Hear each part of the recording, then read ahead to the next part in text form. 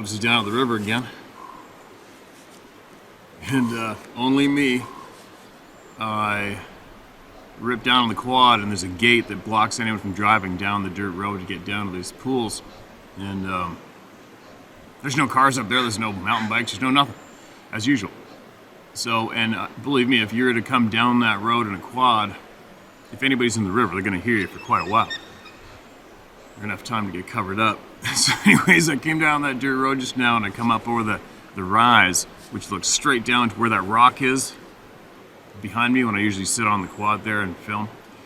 And here is two girls, probably women, I don't know, 30-ish, and they are both standing there, not really scrambling, but basically buck naked, getting their clothes back on. One facing me, one facing away. Like, you're instantly, bump, 10 yards from them. Like, oops, sorry. You can see I'm overly concerned. Of course, I asked them if they wanted to be in a video. Settle down, Karen, I'm just kidding. And I just abruptly turned around and let them have their privacy, and I came down to the other end of the road there, and I decided to wade out here. The river's really, really low. There's a lot of bear tracks in the sand, a lot of eagles, and the warm water's killing off whatever's left of the late sockeye salmon that might be in the river. Killing them off rather rapidly, so there's enough food floating around. I was going to go on that side of the river and film, but I figured, well, not a bear sign. I'll probably be better off to sit here in the open. Now I'm going to grab my two cameras I left here and retrieve them. I'm not going to leave them any longer because I'm going to be really cutting shy on time pretty quick for going up north, getting all my stuff done. I got a good handful of people still coming yet to guide on the ocean. And then got to get my poultry barn complete before I leave. Lots of stuff to do. And I'm going to need these cameras to come with me when I go up north. And let's face it, I mean, I've probably videotaped all these bears how many times now? Now, let's get voices heard. I think I'll start off with a handful of new ones right now. The repeats kind of annoy me sometimes, and obviously it's very, I don't know what's going on. I'm guessing people just keep on emailing the same story to me. It does get annoying, but I guess at this point of the game, it just comes with the turf, right? You get tens of thousands of emails, people get impatient and try to get theirs read, whatever. It is what it is. So I'm going to do a handful from the top today to ensure there's no repeats. Now, it doesn't annoy me at all doing a repeat. I don't give a shit. But for some weird reason, it compels a lot of people that they feel they need to email me the next day or days after and say, hey man, just so you know, the 4th email on the whatever of August was a repeat. Okay. What do you want me to do now? I can't really do much with that, right? So, let's get into it. Let's get into it. Maybe a bear will come out on those logs behind me. Just for the curious, the largest tree behind me standing is where I left a camera strapped to it. I gotta go get that after this. And another one over there. Now, what do we got? This is titled A Picture of One Looking Through My Cousin's Window. A little of the story behind. Oops, my phone go. Just blanked out. That's weird. That was really weird. A little of the story behind it is that him and his daughters were spring cleaning and they ended up falling asleep in the living room after watching a movie. The girls woke my cousin up because they were scared. When he finally was awake enough to realize what was going on, he could feel it as well. He went to check the time on his phone, then looked over at the kitchen window. This is the same cousin from the story I sent you when him and me and my nephew stumbled upon one's house, and then it came and was pounding on the window and laughing at him. And my grandma and aunties came to pray over him, and my gram started puking while they were doing their thing to get rid of what it left with him. Just thought I'd share with you. The footprint is one my brother-in-law found while going to the beach about 5 minutes from where I live. It was the only one print, and the leaf in the picture is about the size of a baseball.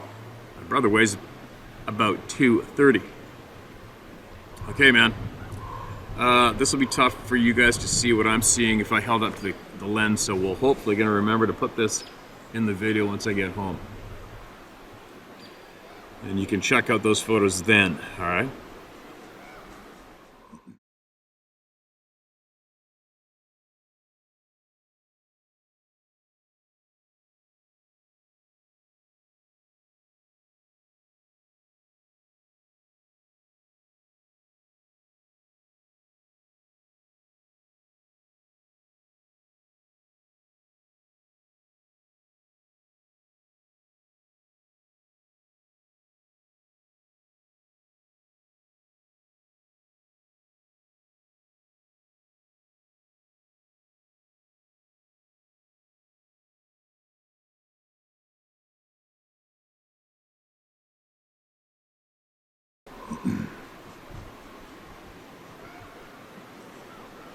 Mount Rainier Sasquatch checking me out and more.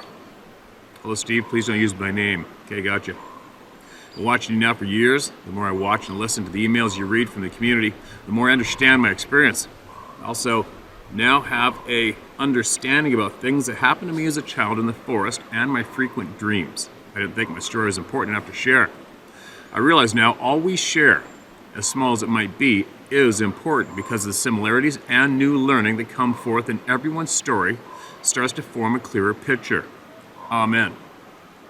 Every little piece of the puzzle.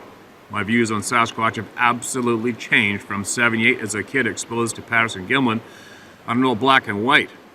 The emails sent make me realize this thing is way more. It is a people, or even something beyond my reason as a simple human. I hunted backpack fish my whole life. I'm 50 years of age. 95, I quit my job after 6 years, did not agree with management decisions. I decided to go backpacking to clear my head, get away, be alone. Go to my church in the woods. My destination was Dewey Lake, which is east of Mount Rainier. I planned on hiking down in, hooking up with the Pacific Crest Trail, and spending 2 weeks there. The hike down to the lake was quiet, cold rain. I was young and had poor gear. Aluminum frame pack, military poncho, a tarp, no tent. I got to the lake and it was raining and cold and light was fading fast. It was October. I needed to set up camp and get ready to hole up for a cold, wet night. I climbed the hill to my right of the lake and into surrounding trees. I had to get out of the rain into cover. I found a large tree, good protection with other smaller trees. I was on the side of a hill that turned into a mountain. I made a quick dinner of soup. I was eating. A scream came down from the mountain. I get goosebumps writing this now. It wasn't right. I put it out of my head at the time because I was so focused on getting ready to try and stay warm and dry. The scream put me to bed. Leaning against a backpack on the tree, my military poncho covering my head and torso, my sleeping bag with a tarp draped over my legs like a taco, I fell asleep. I remember waking up the first time. Who knows what time it was? This is important. It was raining, it was cold. I was perfectly dry and warm and at peace. I felt totally safe. I had to be tired from the hike. Back to sleep, perfectly peaceful and feeling safe, sound and confident. The most peaceful, comfortable sleep ever. Uncanny. Next, I'm awakened by something grunting at me, about 4 feet away to my left side. At first, I thought I was dreaming. It was like the sound of a pig, but deep, real deep. Now I was awake. I could hear it move. Something was moving. He grunted twice again by my feet. I could hear it move again to my right. He grunted twice again on my downhill side. This wasn't a huff or a snort. It circled me. It walked around me. I was more scared than I've ever been in my life, paralyzed by fear. I stayed awake and peered through the little hole in the top of my poncho until I saw first light. At first light, I packed my shit and hiked/ran the hell out of there. Found the nearest motel and a 6-pack of beer and watched the Seattle Mariners lose in the playoffs. I didn't even like baseball. In the 3rd grade, I heard wood knocks while playing in the woods at Trinity Lake in California. I thought it was my school friend. Years later, I asked him. It wasn't him. I had Bigfoot dreams as a kid. Some were scary, some were not. Never thought about it as a kid. In 2008 at Mount St. Helens, had a huge herd of elk break through heavy dense forest and down from a mountainside and into our camp in the middle of the night. It scared the shit out of us. I got out of my tent, and in my flashlight was 14 exhausted cows. I felt like they had been herded before. They had been herded there. Is that normal? They just wandered off after my light hit them for a few seconds. I did go back to Dewey Lake and spent 2 weeks camping.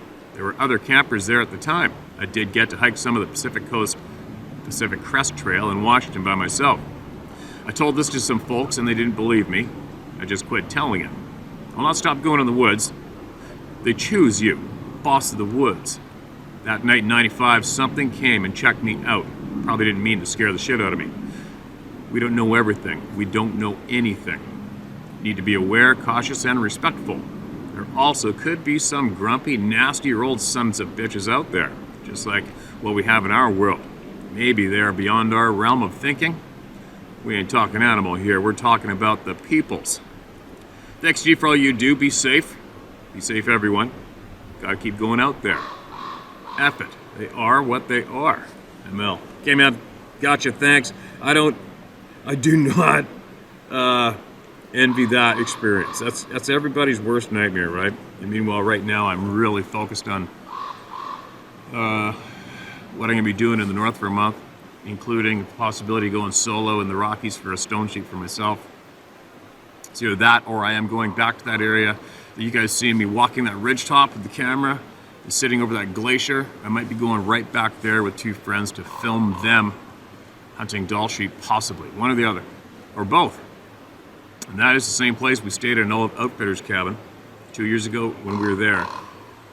And my friend brought his rifle. I didn't have a gun. I didn't have a weapon because I was helping him. I was filming, and I don't need a gun if somebody's got one. And then something was shaking the cabin we were in and woke me. Actually, I wasn't even asleep yet. The cabin started shaking. I grabbed his rifle and I kicked the door open and I went outside. And it was still fairly light out because you're so far north and nothing was there. A friend chalked it up as an earthquake. And I'm like, I don't know, man. No rocks came down those steep slopes that were surrounding us. No nothing. Just the cabin shaking. And then we hiked onward for about 5 miles. Spent a couple more nights farther out. And then we hiked back. Stayed in the cabin again. And at the exact same time, the cabin shook again. Like, okay. This isn't a frickin' earthquake. And I grabbed the rifle and I pointed at the door. I think I shared this already back then, but I grabbed the rifle, pointed at the door, waited, nothing. Looked out the window, nothing. And then I went outside, slowly circumnavigated the cabin, no prints, no nothing. Anyways, that's where we'll be going back to. It'll be absolutely interesting if that happens again. If it does, probably every hair on my body will snap clean off. Anyway, yeah, camping solo on the ground by yourself, that's your worst nightmare for anyone, no matter what. All right, what's this? Okay, mark this as red. Hey Steve, I listen to you every day. Thank you for what you do. I never even really heard of Sasquatch until 2017. I'm 49 now.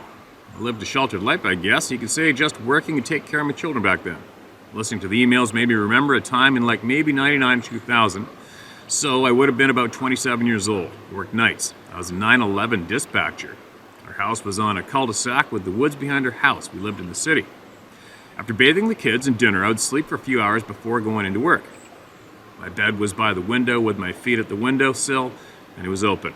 I recall it was autumn. I do have Christian beliefs, but it was like sleep paralysis. I could see and hear, but I could not move. There was a big black figure outside my window with fire-like eyes. I tried to scream and could not. I started praying the blood of Jesus and rebuking it, and it went away. Since listening to you, I've thought a lot about this and realized the window was about 20 feet up from the ground. I just never really thought about it like a Sasquatch. Don't share this part.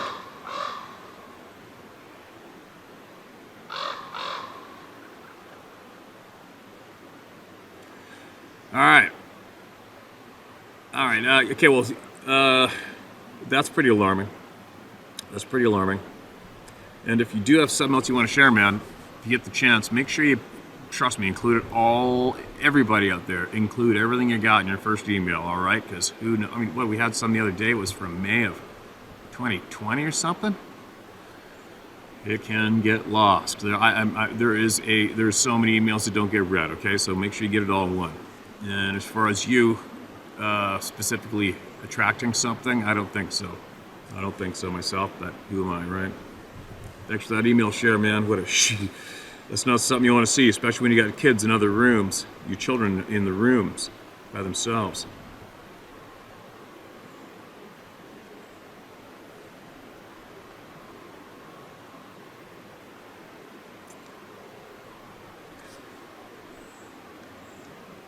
Lots of noises going on today. Lots of sounds.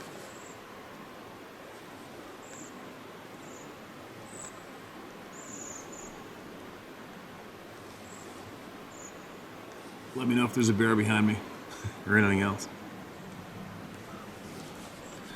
Getting Off the Sidelines is the title of this one. Greetings and salutations to you, Steve, and all the puzzle piece collectors. My name is Jeff Olafson. Share it all, buddy. I'm an artist, farmer, / fabricator, and a lifelong collector of puzzle pieces. Right on. Steve, I don't believe you completely grasp what you have created here. I'm impressed, truly. You have created, assembled, and moderated an incredible group of people, all fanning each other's flames on the verge of truths far greater than what goes bump in the woods at night. My deepest gratitude. As you and the great people here have dropped large pieces into my puzzle, please allow me to get off the sidelines. My experience. 2017, my best friend Dan inherited his mom's lake cabin in northern Minnesota. Isolated, heavy, dense woods, very quiet lake, about 60 miles east of Bemidji. Bamidgi.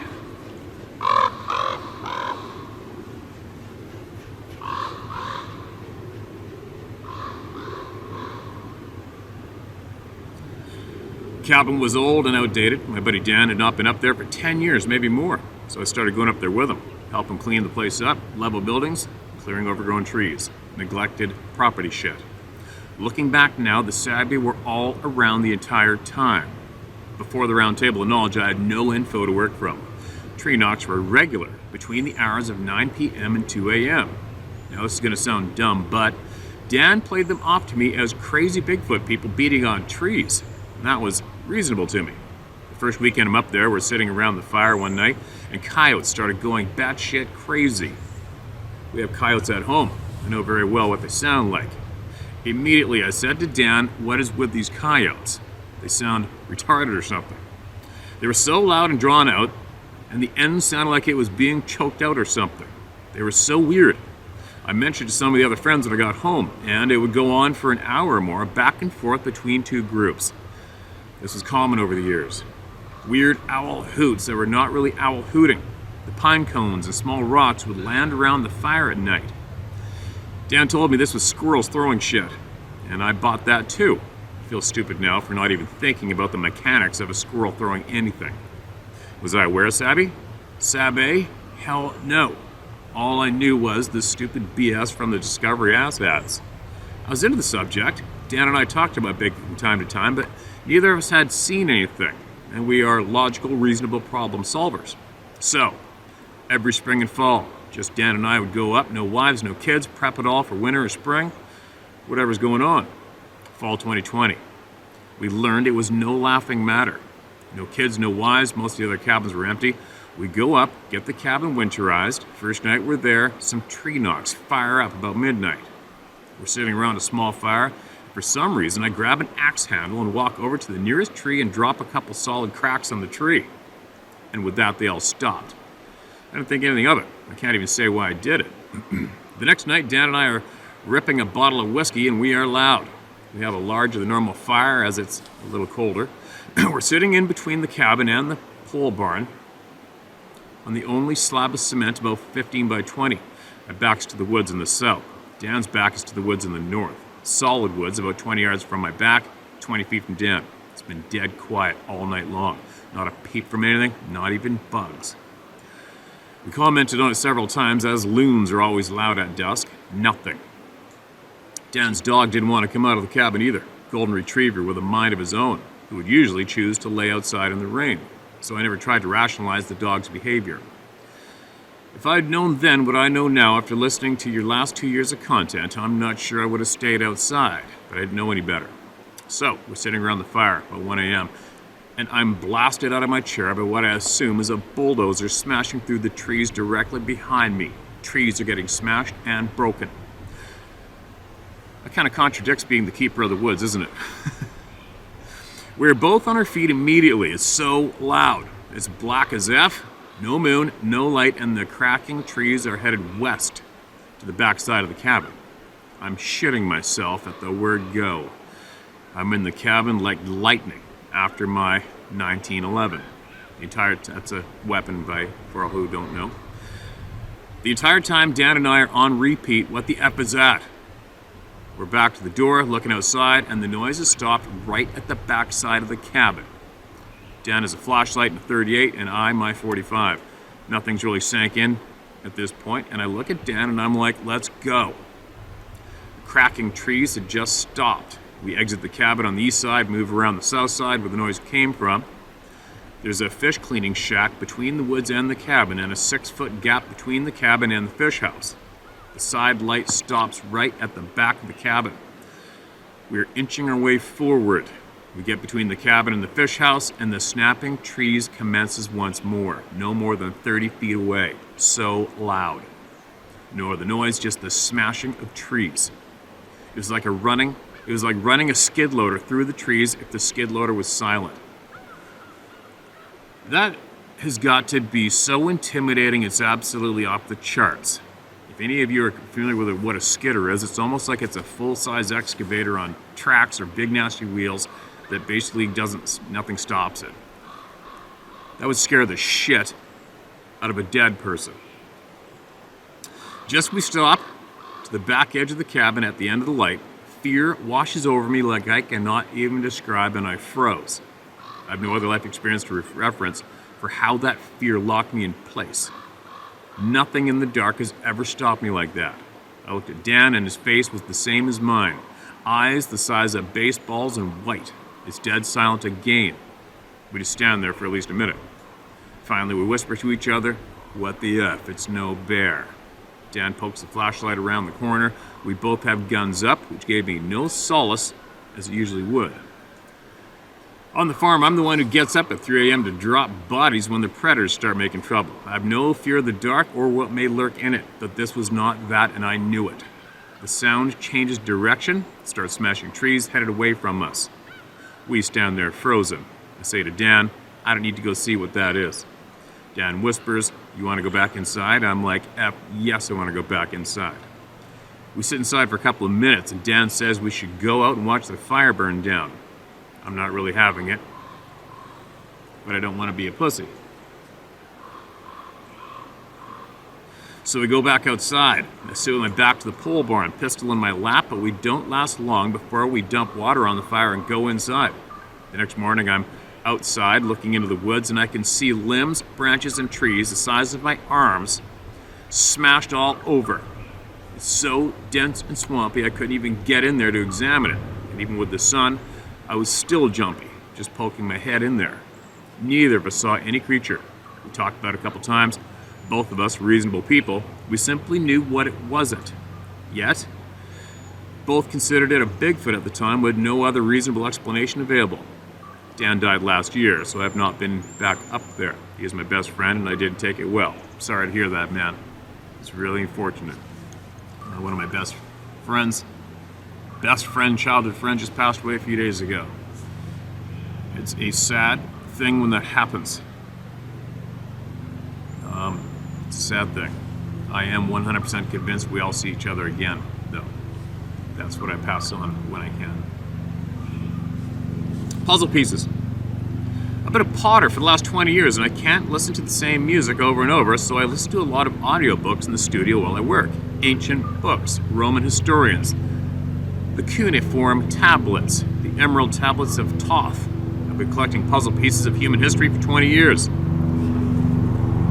Let's wait for the token chopper to fly over my head, shall we? Sounds like it's coming right at me.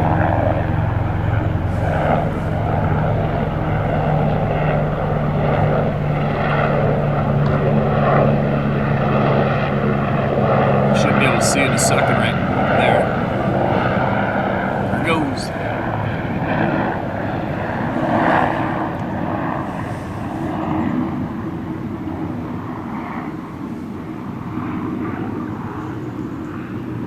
You know what I should do sometime? I should actually go in that timber and snoop around.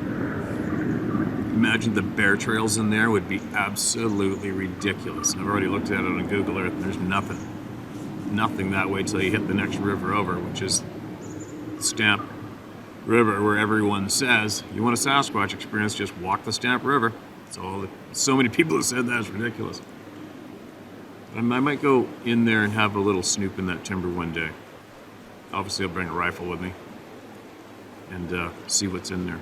A lot of sounds have come out of there and been caught on this camera over this past year. Okay, where was I? So many stories throughout our history, everything spoken of here at the round table has been discussed for as long as people have been writing things down. Sabe are the giants. All the traits are the same throughout history. Mind speak, portals, magical powers, things described very differently 2,000 years ago. When Edgar and his friends dropped a manipulated DNA 15,000 years ago, my jaw fell off. Not because I didn't believe him, but because the Sumerians wrote that entire story down over 6,000 years ago. The Epic of Gilgamesh is the most well-known of the tablets, but there are thousands of them. The cliff notes regarding Sabe. The Anunnaki came to Earth to mine gold. It was hard work, so they started blending existing Earth being DNA with their own. They described making us, modern humans and many other bipedal beings, including giants, all to mine gold for them to do other tasks. But they liked us best. We were smarter than the rest and more obedient. There is so much to those stories, I can't begin to touch it all without writing a book. The Epic of Gilgamesh is on YouTube in audiobook form. Most here will find the entire story very interesting. Cliff notes on Gilgamesh. Gilgamesh fights a Sabe in this story and wins. They become best friends and go on adventures together. It's an amazing story and how Gilgamesh beats the Sabe named Enkidu in the fight. It's a story you would love, Steve. After listening to the last 2 years of stories here, so many ancient stories make sense. There are hundreds that come to mind, Steve, but I'll just share this one for now. Lovelock Cave in the southwest United States. The Paiute Indians had a story about red-haired giants that lived around them for centuries. It was all good. They even traded with them. But then times got hard. The red-haired giants, what I now assume are Sabe, started stealing the Paiutes' women and children and eating them. The warriors were not having this shit, so they tracked them back to their cave. They blocked up the cave with wood, set it on fire, smoked them out, and killed the few that escaped. The rest suffocated inside. No more red-haired giants. Paiutes live on in peace. Now this would be just a good story, but it gets better. In 1930, farmers are digging bat guano out of a Lovelock cave for fertilizer. They find giant skeletons with red hair, 7 or 9 feet tall, all kinds of news articles, and one guy displays one of the skeletons for years. Then the Smithsonian shows up, sanitizes it all. One last puzzle piece. The elongated skulls found in the mountains of North America and South America. These are giant skulls. They can be identified by 2 characteristics, separating them from the human head-binding skulls. The elongated giant skulls have no sutures in the skull, and the connection point to the spine is not the same place as humans. The skulls have a cone head appearance. I think these are Sabe skulls. Some in South America still have red hair on them. They're so big, the jawbone fits over a human's face. Professional DNA analysis was done on these skulls. Human mitochondrial DNA, unknown nuclear DNA. Sound familiar? I have so much more to say on this. My head spins. Tell me where you want me to take it, Steve, and I'll write back with more detailed info on any of this.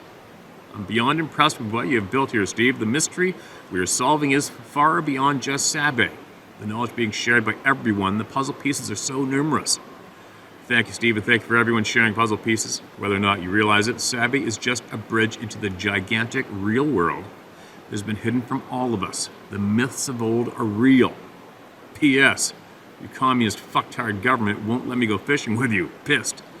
Me and you would be friends. Yeah, I won't even get on that topic. I've ranted enough this week. I agree with much that you shared myself, man. And, all right, the sun is peeking around and blazing me right there. I can't read. There's a bear right there. I'm gonna videotape him. Looks like a fatty. Before I do, the Smithsonian. I would suggest the chances of someone from the Smithsonian that has been employed there currently or ever is following this channel. And if they are, maybe you could reach out to us and share some honest truth. Wouldn't that be a kind thing to do at this point of the game? Now I'm going to show you guys that bear, and you'll see why it was a little wiser for me to sit out in the middle like this, because they're coming out of the bush. He's moving now. I got to get him on video before he gets out of my sight.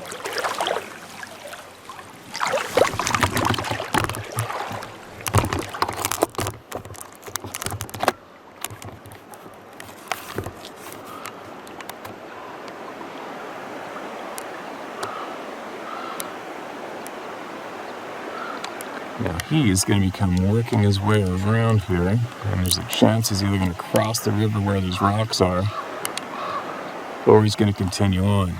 So, I will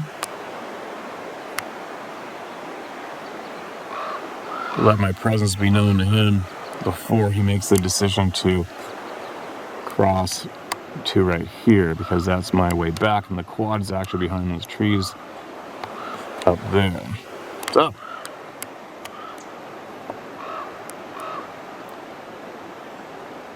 am I nervous? No. Just another day in the life, right? He wants about as much to do with me as I want to do with him, which isn't very much.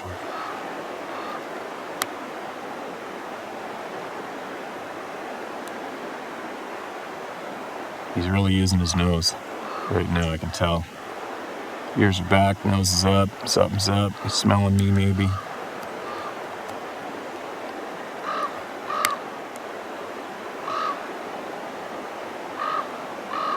I guess in the meantime, I'll show you guys a 360 of where I'm standing right now, right? So, this is looking south. I live up over those trees to the far left corner. I don't know, half a mile away or something, not even. This is the timber where we heard the weird voices come out of. Lots of people claim to see faces in there when I'm videotaping, whatever. And all the way back here is where I left a camera. Hold on.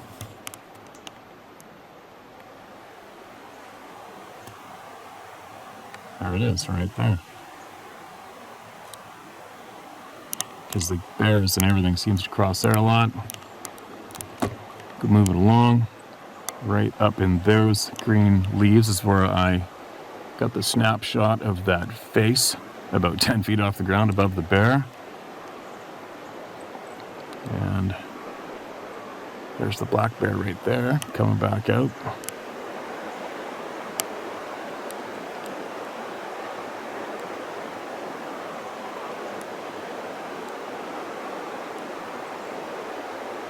And he might be coming my way.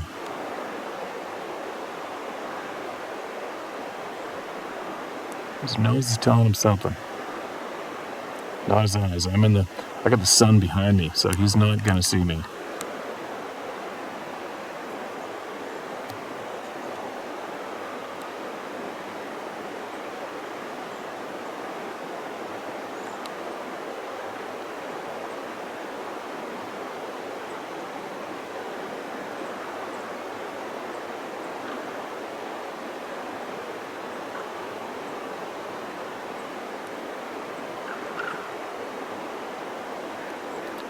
It's funny, isn't it? Something's telling him to go the other way.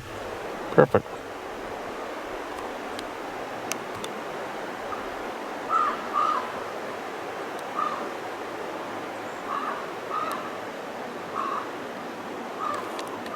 Alright, I gotta move. Well, my other camera's where I left it, which is right there. Still there. Perfect. Pointing down to there. I'll get that one too. If there's anything interesting on it, I'll show you guys. Alright. That bear is gone the other way. Turned around, went back the way it came, I don't know why. And I got water between me and the timber, so if I got my back to the timber, at least I'll hear a splash. So anything enters the river behind me, like a bear comes walking down, I'll hear him.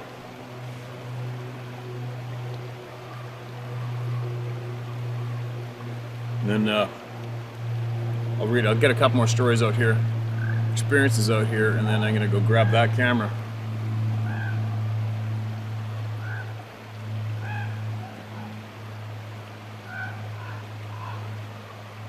And then I'll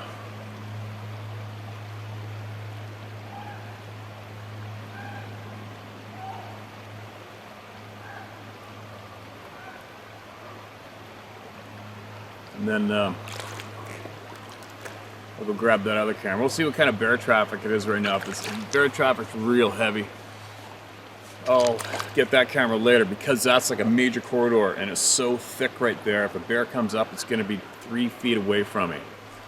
And then you got the water right here. The wind's going downriver, so they're not going to smell me, probably not going to hear me, and it'll just be the chance. It's more of a higher chance of a negative experience, right? So, like I said before, some of my worst experiences with grizzly bears always along the river, just for that fact. You're in thick cover, the wind's going downhill, you're going uphill, the sound of the water, and boom, in your face. So, I don't have any kind of weapon on me. Not that a black bear is going to do anything. There's usually enough fish around here, but it's just common sense for me at this stage of the game. It's like, okay, bears are active right now. There is fish. It's kind of slim. It's tough to get up on top of those logs because the water's deeper there, and it's a tangle of windfall and stuff underneath the water. So it's very awkward for me to move around. I can't move fast from there at all. So it's a little bit of an awkward spot. So we'll see how it goes. Just thinking ahead.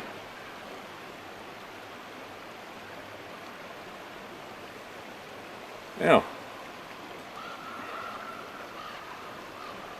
who else? Type this is red. Bigfoots in New Mexico.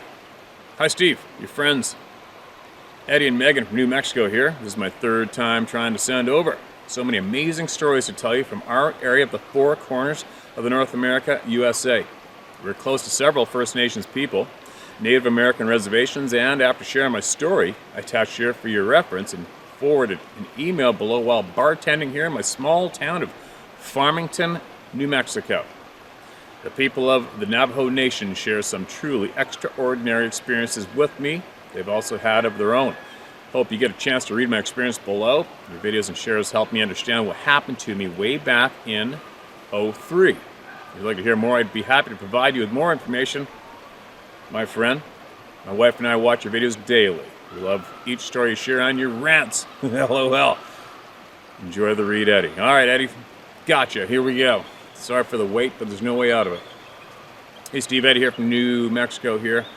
Been sitting on the story which I've shared with friends and family over the years, but I think I had it entirely all wrong until I came across your amazing videos. First and foremost, thank you for everything you do and telling the truth at any and all cost. My wife and I watch your videos daily, but more importantly, we listen. Now, I'm 35 years old today, and this story happened circa 0203. The Beastie Badlands, Beastie, B-I-S-T-I Badlands are an area here close to my dusty little town in Farmington, New Mexico, in the northwest corners of our state, in the Four Corners area bordering the states of Colorado, Arizona, and Utah. The more and more I've done the deep dive into the subject, listening to stories from people in area or even just north of us to Colorado, where Durango is 45 minutes from our town, and even Pagosa Springs and Silverton, Colorado, which I've heard you speak of in emails that have been sent to you, have made me take a real hard look, looking back and remember everything that happened on that crazy day and night that I'll never forget. Now let's get back to my story. In the Beastie Badlands, which is on the reservations of the First Nations people in my area known as the Navajo. I gotta look around every little once in a while for obvious reasons. Once I get focused on reading, it kind of kills my senses for what's around me at times. So peek. My friends and I went for a hike into the Badlands, and I must mention that I had to be 17, 18 years old and didn't have the mature mind on me that I do today. So, after our hike, Being teenage kids, we hop back in the car. Being young, reckless teenagers, we drive off into an area where vehicles are prohibited and do some donuts. Basically drive past the parking area of the state park where your car or truck is supposed to stay. Now, we park the car in a spot and hike up the hill to go watch the sunset. Now this is where the story gets very, very interesting looking back.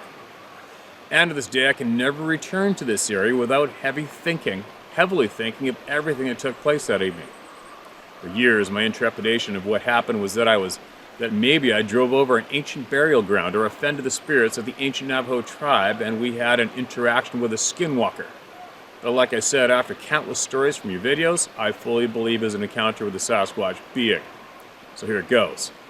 As my friends and I are watching the sunset, mind you, my girlfriend at the time, Brooke, my two buddies, Paul and Matt, and my faithful dog, Star, a German Shepherd Labrador mix.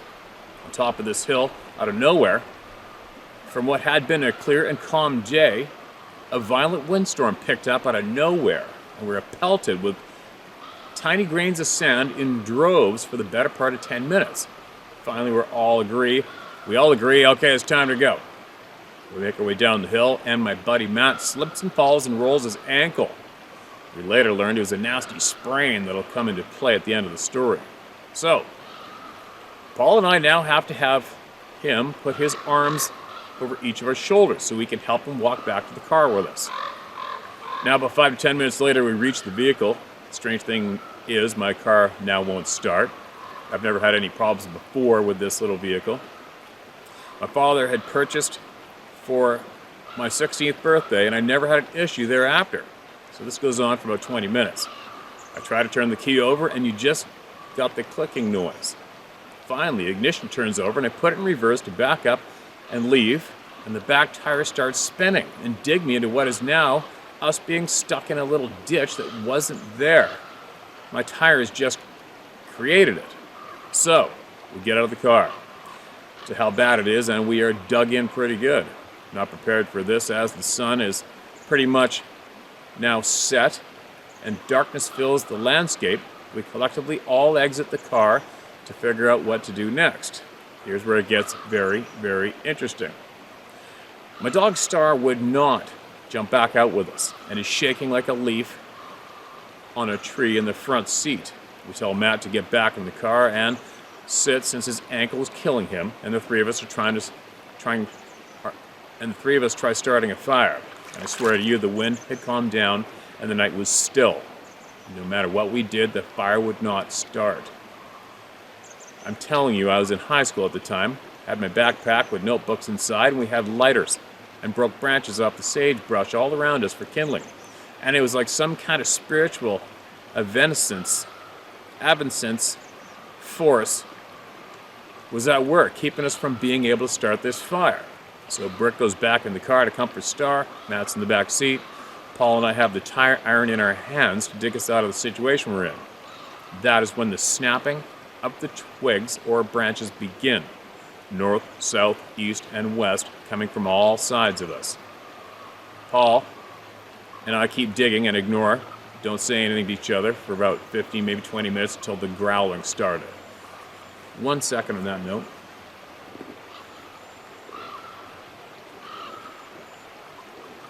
All good. So finally I say, okay, is it just me hearing all this shit or somebody out there effing with us? And that is when Matt and B exit the car, Star still inside shaking intensely, feeling something with her canine sixth sense. The overwhelming sense of fear and fight or flight responses in high gear. I remember telling everyone, it sounds like a man imitating an animal. That is, no animals growling at us. In this area, we are miles from civilization. Our town is a good 40 plus miles away. So I remember Paul saying, who would be out this far effing with us? Matt and B are now out of the car, and you can see the fear in their faces. I tell Brooke to get in the driver's seat, and we'll all push and try to get us out of here after digging for almost half an hour. And that's when the growling and twig breaking uptick began. Whatever this was had us for the taking, but it seemed as it was more than one wanted to scare the hell out of us, and that they were doing just that.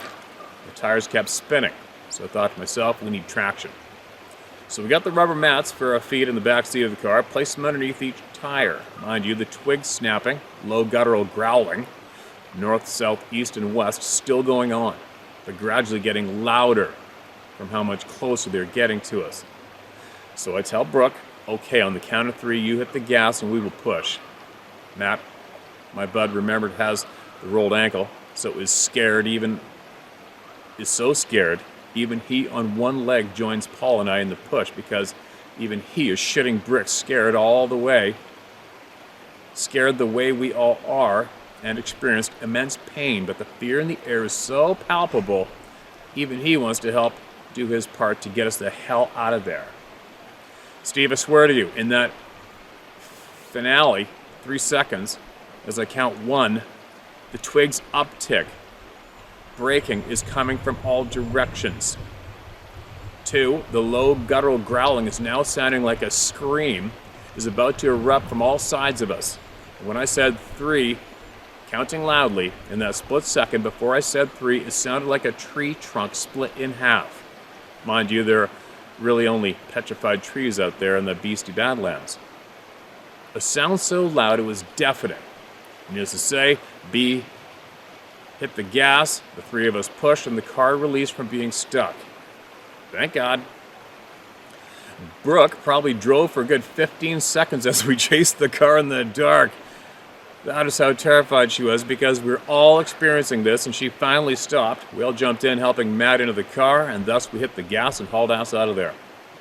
Now in our area, skinwalkers, which I mentioned above, are black magic Native American witchcraft superstition, and I was believed maybe we had offended the spirits that day, and that was what we experienced. I know we got no visuals of what we were hearing or experiencing, but I can't tell how enough I truly now believe it was a family of Sasquatch that didn't appreciate us messing around the way we were that day and made us pay for it by scaring the ever-loving hell out of us. Several years back in 2019, I was bartending at our local brewery here in town, and I had these guys who were not local or my regular patrons. So like I always do, just chatting, getting to know people, which is a huge part of my job, I asked them, where are you guys from? What brings you to town? Long story short, to wrap all this up, they told me they were the students from one of the state's big colleges out of Albuquerque, and they're here with a professor as a small crew who had been given a grant, as well as granted access by the Navajo Nation to study the Bigfoot family that existed in an area that was on the outskirts of our little town that was literally between the beastly Badlands and Farmington, New Mexico, along with the Animas River, not 20 miles from where the very story I shared with you took place.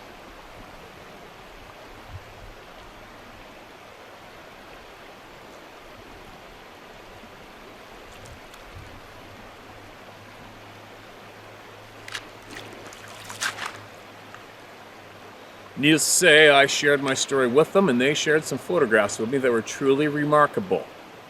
There's a family of 3. The big male, the female, the juvenile is what they referred to it as. Now, I don't believe these were the same exact Sasquatch we came in contact with 20 years previously, but it was astonishing to bring it at full circle. The most stunning fact to me was that they also told me that the deal was with the Navajo Nation, that they could not go public with their findings. Funny how that works, eh, buddy? Last year, coming across your channel and doing a deep dive on all your stories, going back several years from hearing your own encounter to your grandfather's and everyone in between, I hope this email inspires someone to share something they have been sitting on for years on in publicly, such as I have this morning. I know this is a long one, and no actual Bigfoot sighting with my eyes, but nonetheless, it was terrifying, bone-chilling experience, and Steve, I thank you again for giving us all the platform to be honest. The truth is paramount in life. I see all that is happening in Canada and around the world, my friend. Prayers to you and yours, and nothing but love, respect, and support from us here in the States. My eyes are open. If anything ever happens again, I'll be sure to email your friend in New Mexico, Eddie J. Dude, thank you. Absolutely appreciate your time. I'm glad we got to it, especially if you sent it in 3 times. Watch me, I'm going to read it those 3 more times the next year, right?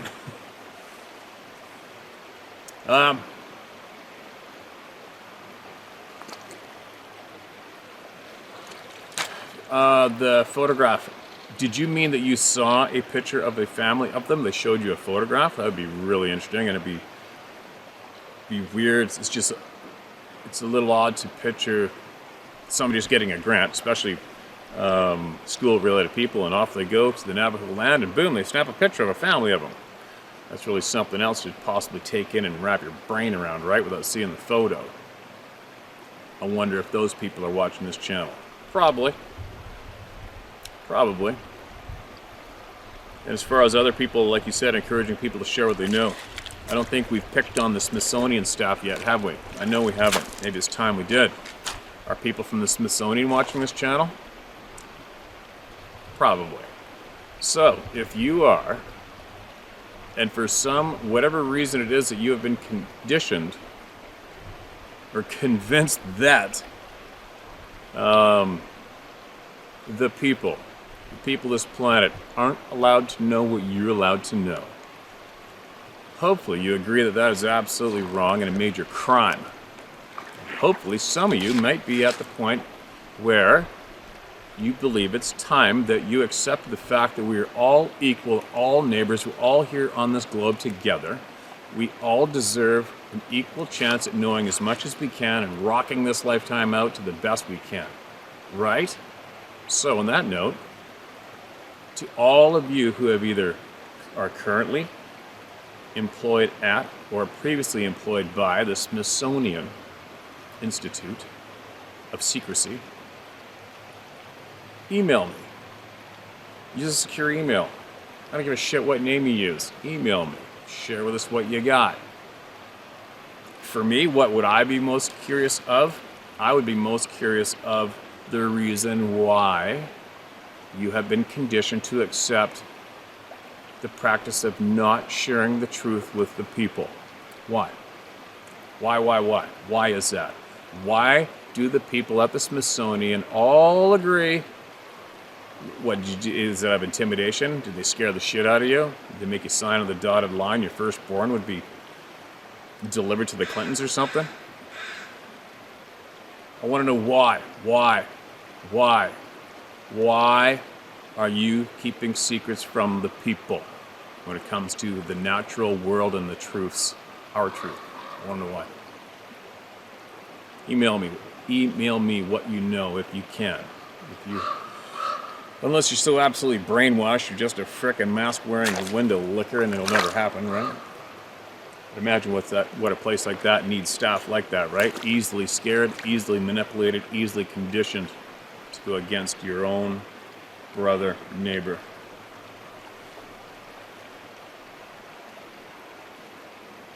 Man, I can see the bank carved up right there. From what's probably, imagine how many years the game has been ripping through this timber behind me, and it hasn't changed. You imagine the trails that must be in there? Holy shit, I can see it.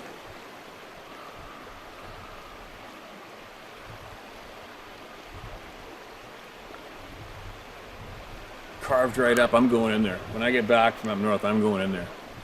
I'm gonna go hiking in that timber and see what's in there, and see what trails are in there, see what's been in there, and possibly get the shit scared out of me.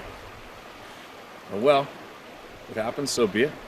Not like it hasn't happened before. It's still here. It's funny how quiet it is in that timber though, right? All the bird and the bears are on that side, which is predominantly where most of the life comes from on my cameras. But this side of the timber, which is always the far side of the river where I'm sitting on the quad, that's right there. It's funny how it always seems to be so dead in there, right? In a way. Anyway, time for me to get rocking. Gonna go get that camera right there. And maybe I'll put it, if there's anything really cool on there, I'll put it at the end of this video maybe. And I'll be back with more. Keep emailing me.